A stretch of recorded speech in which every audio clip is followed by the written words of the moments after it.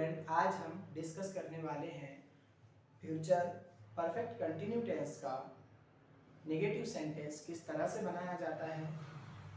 सबसे पहले हम इसमें बात करेंगे फ्यूचर कंटिन्यूअस टेंस के अफर्मेटिव सेंटेंस के स्ट्रक्चर के बारे में और फिर हम इसका नेगेटिव बनाना सीखेंगे।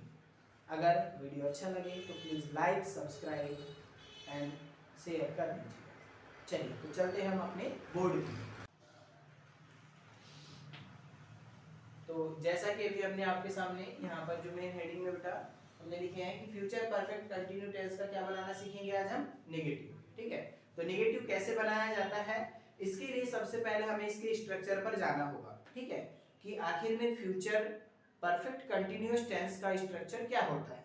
ठीक है, तो बेटा फ्यूचर परफेक्ट कंटिन्यू का अगर हम बात करें स्ट्रक्चर की तो क्या होता है बेटा, बोलिए। बात किया कि यहाँ पर जो फ्यूचर परफेक्ट कंटिन्यूअस टेंस जो है बेटा, इसका नेगेटिव बनाने के लिए सबसे पहले हमने इसके स्ट्रक्चर को ध्यान से समझा कि फ्यूचर परफेक्ट कंटिन्यू जो टेंस होता है बेटा, इसका नेगेटिव सेंटेंस कैसे बनाया जाता है ना। तो सबसे पहले हम बात करते हैं इसमें इसके स्ट्रक्चर की, जो कि स्ट्रक्चर था बेटा हमारे पास में subject plus shall be plus have plus been plus verb का फर्स्ट फॉर्म के साथ आईएनजी प्लस सिंस फॉर, जो कि क्योंकि बेटा इसमें क्या होता है, समय का बोध, और समय का बोध होता है, इसी कारण से इसमें सिंस और फॉर का प्रयोग किया जाता है। ठीक है, इसके बाद बेटा हमारे पास में ऑब्जेक्ट और फिर क्या, अदर वर्ड। ठीक है, तो अभी ये जो सेंटेंस हमने यहाँ पर देखे, ये जो सेंटेंस है बेटा, ये है हमारे पास अफर्मेटिव सेंटेंस का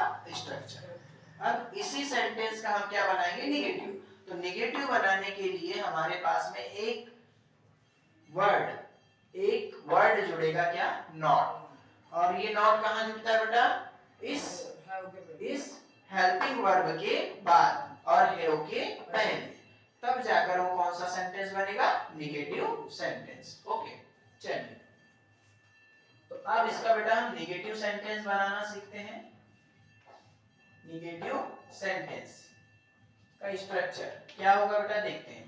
तो नेगेटिव सेंटेंस के लिए सबसे पहले हमारे पास में आता है बेटा क्या, subject plus shell will plus क्या लगेगा बेटा इसके बाद में, नॉट, है ना, प्लस हैव।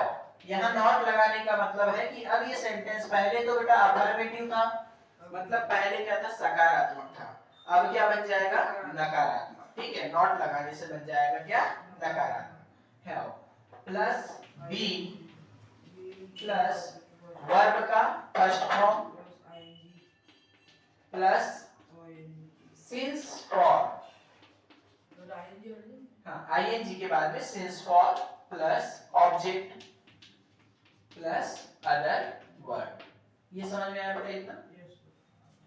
अभी हमारे पास में जो हमने अभी स्ट्रक्चर की बात की है, इसमें नकारात्मक मतलब नेगेटिव बना बेटा। अब इसका सेंटेंस देखते हैं, उदाहरण के माध्यम से समझते हैं इसे, तो आपको ज्यादा क्लियर होगा।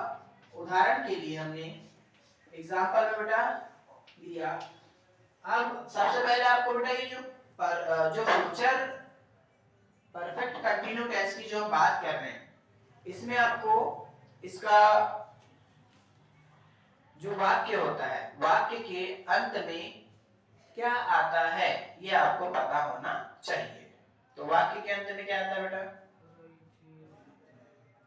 फ्यूचर की बात कर रहे हैं, चुका था, चुकी थी, बेटा हम फ्यूचर की बात कर रहे हैं। था, थे, थी किस में आता है, पास्ट में। क्या आएगा इसमें, वाक्य के अंत में बेटा, इसमें आएगा बेटा ता रहा होगा, ती रही होगी, ते रहे होंगे, आदि शब्द आते हैं। ठीक है, इसमें बेटा गागेगी का विशेष ध्यान रखना है आपको।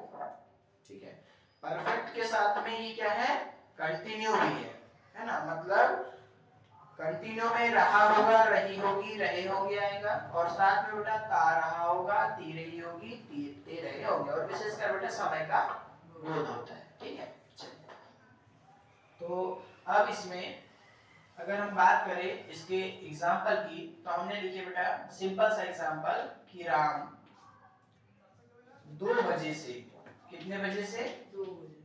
2 बजे से, राम 2 बजे से खाना खा रहा, खाना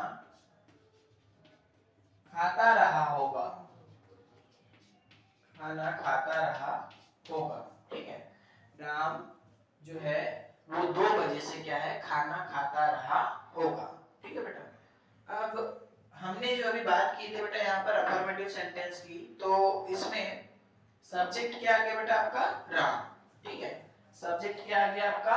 राम। ठीक है, इसके बाद में देखो ये जो 2 बजे का जो समय बता रहा है बेटा, है ना, ये समय का बोध करा रहा है आपको कि राम तो खाना खा रहा होगा, लेकिन कब से? 2 बजे से, है ना। मतलब यहाँ पर उसने समय बता दिया, तो समय के लिए यहाँ पर क्या यूज होता है बेटा? सिंस और फॉर। ठीक है, ऑब्जेक्ट क्या है? ऑब्जेक्ट है खाता। ठीक है बेटा, ऑब्जेक्ट क्या है? खाता।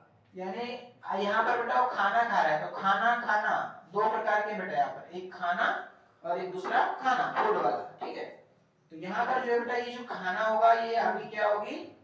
ये क्या होगी बेटा? ऑब्जेक्ट। इस खाना है मतलब ये फूड हो गया, और ये क्या हो गया बेटा आपका? खाना खाता है वर्ब। वर्ब। ठीक है, चलिए इसको बनाते हैं। सबसे पहले बनाएंगे इसका क्या? Affirmative sentence.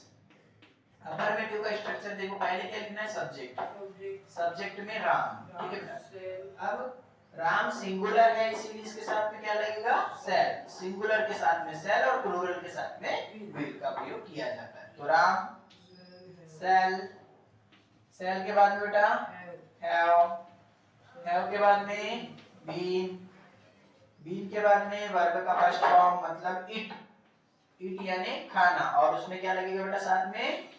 ing। तो क्या बन गया? ईटिंग।